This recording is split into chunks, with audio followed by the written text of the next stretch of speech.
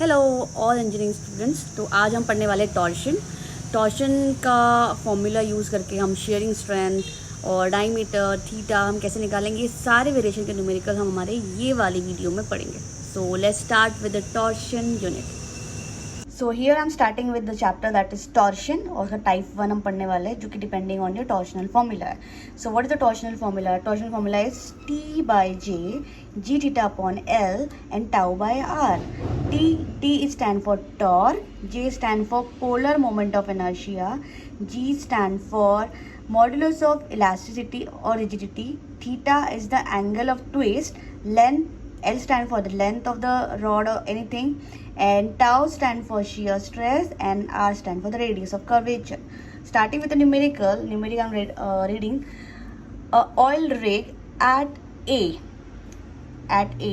oil rig just started to drill for oil on ocean floor at a depth of 1500 metre. Okay, एक drill है जो हम drill करना start कर रहे हैं from the ground surface to the ocean floor तक हमने वो ड्रिल किया है, जिसका लेंथ हमें दिया है 1500 मीटर तक हमने ड्रिल को अंदर ओशन के फ्लोर तक पहुंचाया है। ओके, तो हमें ये लेंथ दे दिया गया है as per the question given. Length we have given us that is 1500 metre. Knowing that the top of the 200 mm diameter. Okay, जो ड्रिल जा रही है अंदर जो जा रही है दैट ड्रिल का डायमीटर दिया है 200 mm। Okay, now rotates through 2 complete revolution। Okay, so 2 complete revolution is equal to the n is equal to 2 pi because 2 completion बोला है, 2 revolution, 1 revolution is equals to 2 pi, so here given us 2 revolution, 2 complete revolution, that is why 2 pi plus 2 pi is 4 pi, theta is given to us, that is 4 pi। Okay, now 2 complete revolution before the drill bit at B starts to operate. Determine maximum shearing stress. What they are asking about? They are asking about what is maximum shearing stress, that is tau max. We have to calculate. Okay, तो एक drill है जिसको हम drill कर रहे हैं ground level से ocean के लेवल तक, जिसका लेंथ जो डेप्थ है वो हमें दिया है 1500 मीटर, डायमीटर हमें दिया है जी, हमें दिया हुआ है थीटा, हमें दिया है 4 पाई, और हमें दिया हुआ है डायमीटर। ओके, पूछा उन्होंने हमें टाउ मैक्स निकालने के लिए। By using the torsional formula how we calculate the tau max? By using torsional formula, that is the formula T by J G theta upon L upon tau by R. We have given G value, we have theta value, we have L value with us. Okay, we don't have a torque value with us, we don't have a J value. What is meant by J? J means of polar moment of inertia। Polar moment of inertia जब भी होता है उसका formula होता है pi by 32 d raise to power 4। Normal moment of inertia का हमारा formula होता है पाई बाई 64। ओके, बट जब भी हम टॉर्शन यूनिट में जे निकालेंगे उसका फॉर्मूला हमेशा हमारा पाई बाई 32 रहेगा। ये थोड़ा ध्यान देना है, आपका जो भी जे का फॉर्मूला होगा that is depending on your polar moment of inertia, जिसका फॉर्मूला पाई बाई 32 ही रहेगा, पाई बाई 64 नहीं रहेगा।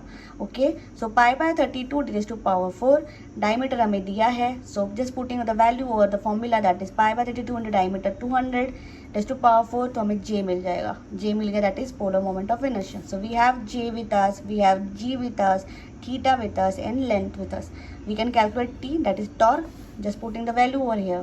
Now by using the formula T by J G theta upon L, T हमारे पास पता नहीं है, we have to calculate, J हमने calculate किया है यहाँ पे, तो putting the value of J here, and then G is given to us, that is 77 GPa converted into the MPa, that is 77 to 10 raised to power 3 into theta। Theta is given to us 4 pi। उन्होंने बोला था 2 complete revolution हुआ है, इसीलिए 4 पाई, एक complete revolution बोलते तो 2 पाई होता। Okay, so 4 pi and theta हमने ले लिया। लेंथ हमें दिया है 1500 मीटर, मीटर का हमने mm कन्वर्ट किया, that is 1500 to 10 to power 3। Okay, now putting all the value we have calculated T value here. ये पूरा टर्म पहले कैलकुलेट करना, फिर वो आंसर इनटू दिस आंसर करेंगे, you will get the value for the torque. Now you have torque value with you. Now find shear strength. Actually क्या हम उन्होंने पूछा, हमें पूछा है कि टाउ निकालना है, हमें निकालना है टाउ। ओके, सो टाउ हम कैसे फाइंड आउट करेंगे? हमारे पास अभी टी मिल गया है, जे हमारे पास है, रेडियस हमारे पास, बिकॉज डायमीटर है, डायमीटर का हाफ किया तो हमें रेडियस मिल जाएगा। ओके, तो हम टाउ निकाल सकते हैं, सेम टू सेम टाउ हमें निकालना है, रेडियस हमारे पास है, टी हमने यहाँ पे कैलकुलेट किया है, जे हमने यहाँ पे कैलकुलेट किया है, this is J value. So T जैसे कि वैसे ही आर जो रहेगा वो डायमीटर हमारा कितना है 200 mm। So 200 divide by 2 that is 100. T जो हमें दी हमने कैलकुलेट किया हुआ this is torque 101. N N जी हमने कैलकुलेट किया है 157.8. So putting all the value t by j or r, you get the value for tau. This is the tau value. Okay, पहले t by j वैल्यू पूरा calculate करना, उसके बाद into 100 करना डायमीटर का रेडियस का, you'll get the value for tau. This is your tau value 64.5. It's very simple question and mostly asked question. So if any doubt you can ask me on comment box, and I am eager to know how you're getting this numerical. Thank you.